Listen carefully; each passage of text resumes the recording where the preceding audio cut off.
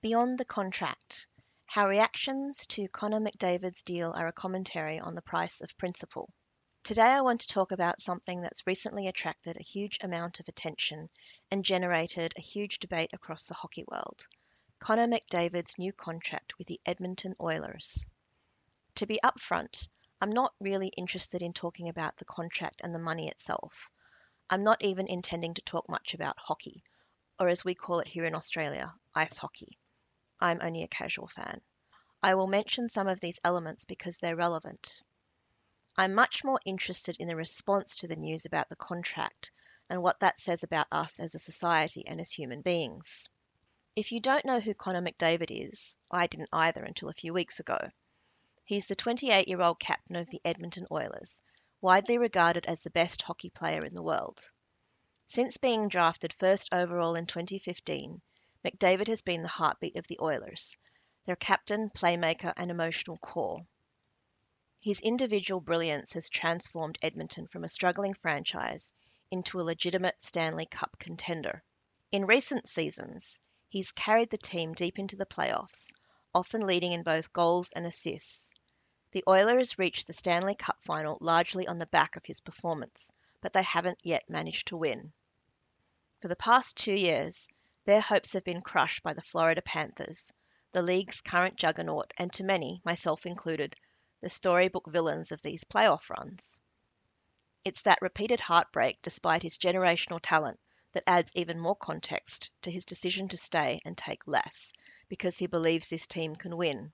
What fascinates me about this issue so much that I've decided to do a video about it isn't the man himself. He seems nice enough, but not very exciting, nor his talent or the contract numbers or even hockey.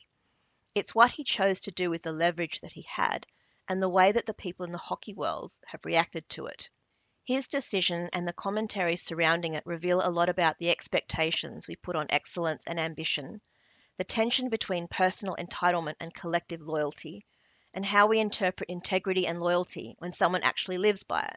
As mentioned, Conor McDavid has just signed an extension contract with the Oilers for 2 years for $12.5 million US per season. $12.5 million a year is definitely not peanuts. It is a gobsmacking amount to most normal people. But in the context of how McDavid is perceived in the world of professional hockey, it's a discount, which is why jaws are dropping, people are in shock, and people are assuming that he must have ulterior motives. By way of comparison, here are some other big dollar contracts. Austin Matthews of the poor Toronto Maple Leafs is on 4 years, $13.25 million average annual value. Nathan MacKinnon of the Colorado Avalanche, 8 years, $12.6 million AAV. Americans call them the Avs. In Australia, that's an avocado. But never mind. Leon Draisaitl, McDavid's teammate at the Oilers, is on 8 years, $112 million total, being $14 million AAV. A very recent contract is Kirill Kaprizov of the Minnesota Wild, 8 years, $136 million total, record $17 million AAV. Despite this market, McDavid chose not to take a raise. He has kept the same AAV since 2018, even though the salary cap and his value have risen dramatically. As I said, commentators have universally been stunned by the figure. Most understand the 2-year number, but across the board, people are falling off their chairs at the fact that he didn't get a raise, and the amount is so much lower than what they expected given his standing. Opinions vary sharply. Some call it selfless, some call it strategic, and others have called him foolish. The context is that the NHL salary cap system keeps teams relatively balanced, but also places hard limits on what even the best players can earn. It is designed to promote parity and prevent wealthier franchises from monopolizing talent, but it also means that a generational player like McDavid, who could easily command much higher salaries in an open market, are effectively capped. That tension between fairness to teams and fairness to individual excellence sits at the heart of the debate, a system that protects competition while simultaneously restricting ambition. McDavid has carried the Oilers through rebuilds and playoff heartbreak, and is seen as the kind of player that an organization can be built around. He could have demanded $14 million or more, and no one would have blamed him given his record and value to the franchise. But every dollar that McDavid takes is a dollar that cannot go to a teammate or towards keeping existing talent and attracting new players who can strengthen the roster. It is a fixed pie. By choosing a smaller slice, he's giving the organization greater flexibility to build and sustain a competitive team around him. Accordingly, he chose to sign for much less, believing that keeping his salary lower will give Edmonton more room to retain or recruit talent and build a winning team. Many fans and commentators have called this noble. They're saying that a captain is doing what a captain should do, putting the team first. Critics argue that it's short-sighted. Athletes have short careers that could be ended at any moment. Why not maximize earnings while you can? He's at his peak now. He's dumb not to make the most of it now. Others believe that it's strategic. By taking a 2-year deal, McDavid keeps control. He can reassess after 2 seasons, stay if they win, move if they don't. Others see a broader consequence. When a superstar like him signs below market value, it depresses the market for everyone else. GMs can now say to players, if McDavid takes less, why can't you? Putting pressure on others to follow suit. Others say that it devalues the game of hockey in the eyes of the world, given that NHL athletes are already paid less than athletes in the NBA, NBL, and NFL. So McDavid is being condemned for being selfish because he's not being a good ambassador for NHL hockey, and also because he's apparently making it harder for other players to demand big salaries.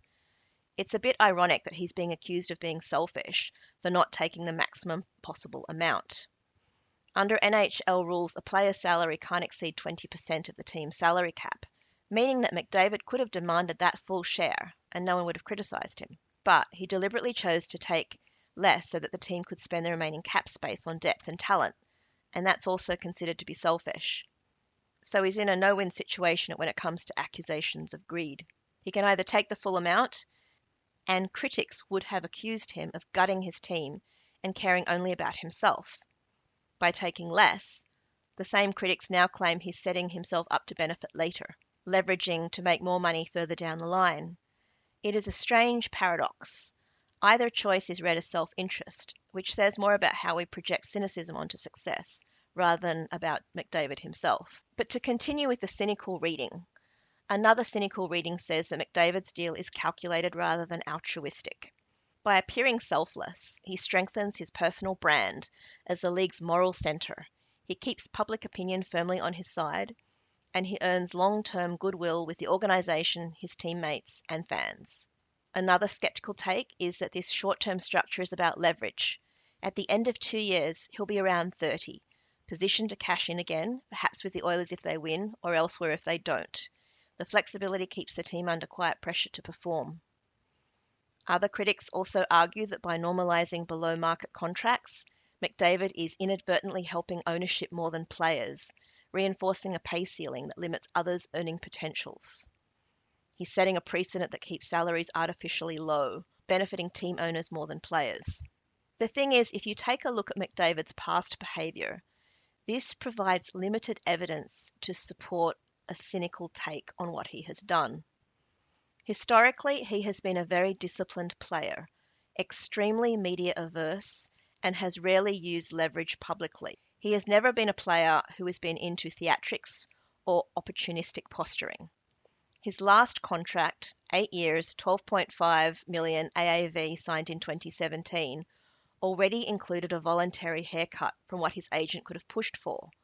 So this suggests that what he's doing now is consistent with previous behavior, rather than any sort of PR manipulation, sudden image management, or public brinkmanship. He is methodical, understated, and focused on performance. He is the opposite of a headline chaser. So the consistency of his choices suggests a genuine belief in team-first leadership, rather than a calculated marketing strategy.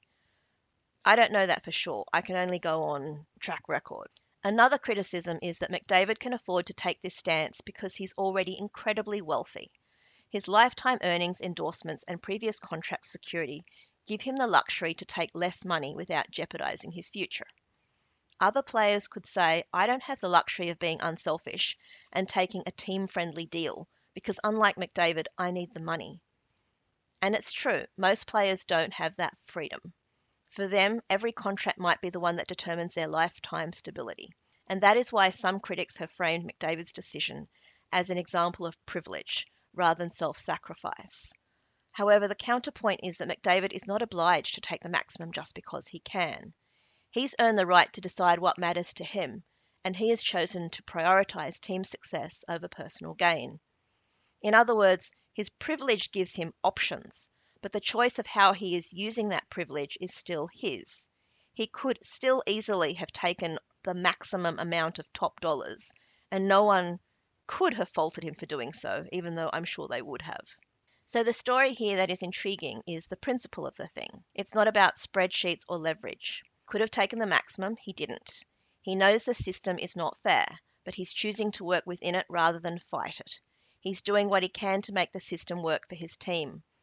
I personally don't see how this can be characterized as selfish. It seems like leadership to me.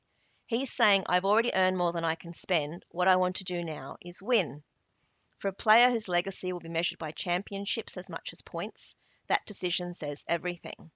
Part of the reason this story has resonated with me so much is that it echoes a recurring idea that I have been really trying to explore a lot in a lot of the recent stories that I've been writing. Autonomy within constraint, people working within rigid systems but still finding ways to act on personal values, and people still trying to do the right thing even if the system is trying to force them to do the direct opposite. So what does this say about McDavid? He's not a martyr. 12.5 million US a year is still massive, but in relative terms, it is a statement of principle that he cares more about the outcome than the optics. I think the story cuts across money, loyalty, and identity because it's a rare mix of pragmatism and idealism. I like that he's not a showman, but he's admirable in his quiet resolve. So true autonomy in the NHL may not mean breaking the system. It may mean learning to live within it, but on your own terms. I think it's very difficult to achieve true autonomy within the NHL framework. And it is not fair to accuse McDavid of failing to stand up to the system or break it. The system itself is extremely rigid and entrenched and nearly impossible for any one player to dismantle, especially when his goal is to win a Stanley Cup within that framework. He's navigating the structure he was born into, trying to use it differently, rather than pretending he can overturn it completely. In many ways, NHL players are treated like racehorses. They're measured, weighed, trained, transported, and replaced when they no longer deliver. It is a world of rigid schedules and transactional loyalty, where the body becomes both instrument and commodity. That's why choices like this stand out, because within that machine, the decision to act according to principle rather than profit is its own quiet rebellion.